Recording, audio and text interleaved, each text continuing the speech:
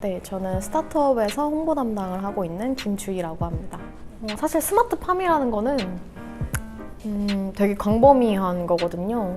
예를 들어서 꼭 농업뿐만 아니라 농업, 축산업, 어업 이런 이제 생산 관련된 업종들의 ICT 기술이나 이런 것들이 좀 접목이 돼서 좀 더 이제 효율을 높이고 생산성을 높이고 하는 것들을 다 넓게 스마트팜이라고 해요. 저희는 그 중에서도 이제 농업 분야에 속해 있고 그 분야 안에서도 수직 농장이라고 하는 게 있는데 밀폐된 환경 안에서 재배 배들 이제 수직으로 쌓아 올려서 좀 더 한정된 공간을 더 효율적으로 활용을 하고 내부 환경을 저희가 좀 자체적으로 컨트롤을 함으로써 그런 외부의 온도나 날씨나 국가나 도시나 이런 거에 구애받지 않고 이제 똑같은 품질의 고퀄리티 작물을 계속해서 1년 내내 균일하게 생산할 수 있는 그런 거를 이제 수직농장이라고 합니다. 제가 처음에 들어갈 때는 홍보팀은 아니었어요. 처음에 제가 계속 도망다녔어요. 그냥 생각해볼게 하면서 저도 제 전공이 아니잖아요, 홍보가. 그래서 뒤로는 계속 공부를 했죠. 그 관련된 책 다 사가지고 기초부터 읽어보고 보도자료 쓰는 법 공부해가지고 퇴근해서 하루에 2개, 3개씩 기사 필사도 막 해보고 하다 보니까 어느 날 갑자기 대표님께서 이번에 그 투자 받은 게 하나 있는데 내일까지 보도자료 써오세요 라고 하시는 거예요. 근데 마침 준비를 해놨었던 게 있기 때문에 하루 만에 써가서 서로 합이 맞는다고 생각이 돼서 홍보 담당으로 아예 옮겼죠.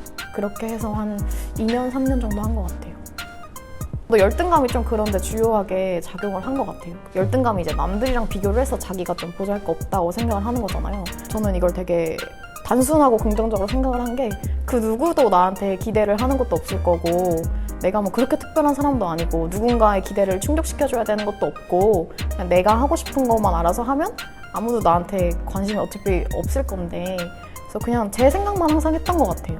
그래서 그런 게 왔을 때도 내가 되게 보잘것없는 사람인데 누군가 날 필요로 하고 같이 일을 하자고 손을 내미는 것 자체가 저한테는 되게 큰 원동력이고 인사이트였기 때문에 그냥 무작정 뛰어들었던 것 같아요. 산업 흐름이 오는 것도 계속 이제 쭉 볼 수가 있고 너무 다양한 분들을 만날 수가 있어서 제가 인사이트를 그렇게 하지 않을래도 강제로 계속 넓어지는 것 같고 세상에 너무 다양한 일이 이렇게 많고 다양한 산업이 많다는 걸 알기 때문에 역으로 더 조급함이 없어지는 것 같아요. 내가 뭘 해도 할 수 있는 일이 세상에 너무 많고 재밌는 게 너무 많아가지고 당장 내가 1, 2년 일을 하고 취업을 하고 이런 거에 절대 얽매일 필요가 없겠구나 라는 걸 좀 역으로 느낀 것도 같고 저희 부모님이 저한테 뭘 해라, 뭘 하지 말라고 한 번도 말씀하신 적이 없었거든요. 그래서 어릴 때는 저는 그게 되게 무관심이라고 생각을 해서 오히려 더 부모님한테 더 말도 많이 걸고 그랬던 것 같은데 아빠 나 이걸 해보려고 하면은 맘대로 하세요 이게 끝이었어요. 나 휴학하고 회사 해보려고 그래 해 그냥 너가 선택한 거면 너가 알아서 해 이게 다였거든요. 대신에 그거에 대해서 누구를 탓하거나 할 수도 없잖아요. 내 온전히 선택이니까 여기 안에서 최대한 즐기려고 할 수밖에 없는 거고 그거에 대해서 부모님한테 기대려고 하지도 않는 거고 학교만 해도 벅차고 회사만 해도 벅찰 수 있는 건데 2개를 동시에 하려고 너무 욕심을 내다가 둘 다 망쳐버리는 건 아닐까라는 생각이 무의식 중에 있었나 봐요. 가위에 눌리면 제가 제 목소리로 저한테 막 뭐라고 하는 거예요. 너 때문이야. 너가 욕심을 내서 그래. 막 이런 식으로.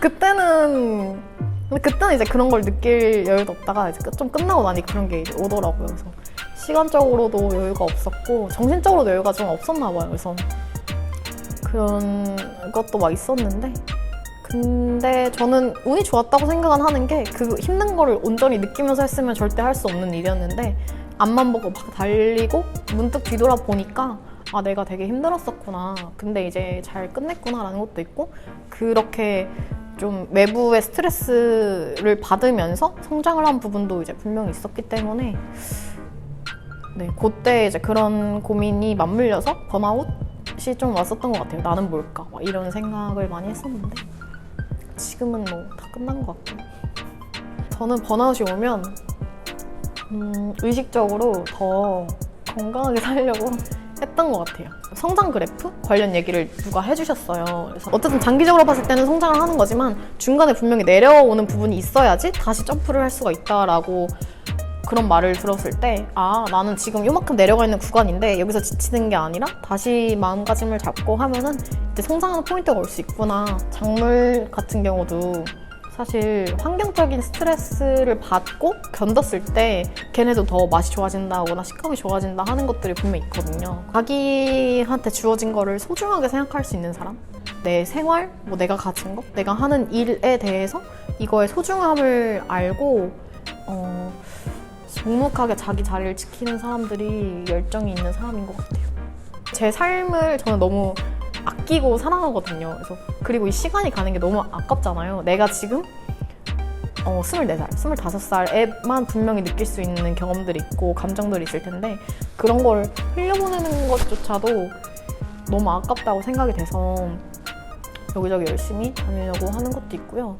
되게 재밌을 것 같긴 한데 또 뭔가 반짝할 것 같긴 한데 근데 이런 사람들만 모아서 커뮤니티를 한다면 좀 질릴 수도 있을 것 같기도 하고 어떤 한 명을 계기로 해서 친구의 친구가 되고 다시 내 친구가 돼서 같은 그룹으로 묶일 수 있다라는 그런 동질감, 소속감을 받았던 경험은 몇 번 있는 것 같아요. 근데 저는 열심히는 해야 된다고 생각은 하는데 그게 꼭 지금일 필요는 없다라고 생각은 해요. 그냥 누구나 살면서 한 번쯤 자기가 열심히 하는 순간이 오지 않을까? 근데 그게 꼭 지금일 필요는 없을 것 같다? 저는 오히려 좀 어떻게 보면 쉬는 것도 용기라고 생각을 해서 되게 대단하다고 생각을 하는 게 남들의 신경을 안 쓰고 난 쉴래 하면 쉬고 그런 되게 쿨한 성격도 되게 자기 자산이라고 생각을 해가지고 저는 오히려 열심히 쉬는 사람들을 좀 부러워했던 것 같아요. 그런 사람들이 뭘 해도 더 잘하지 않을까요? 할 때 하고 쉴 때 쉬고 진짜 세상에 일이 너무 많다는 거. 할 수 있는 일이 너무 많고 큰 욕심만 버리면 어느 정도 내가 생활을 영위할 수 있는 수준의 자발적으로 할 수 있는 일들은 되게 많더라고요.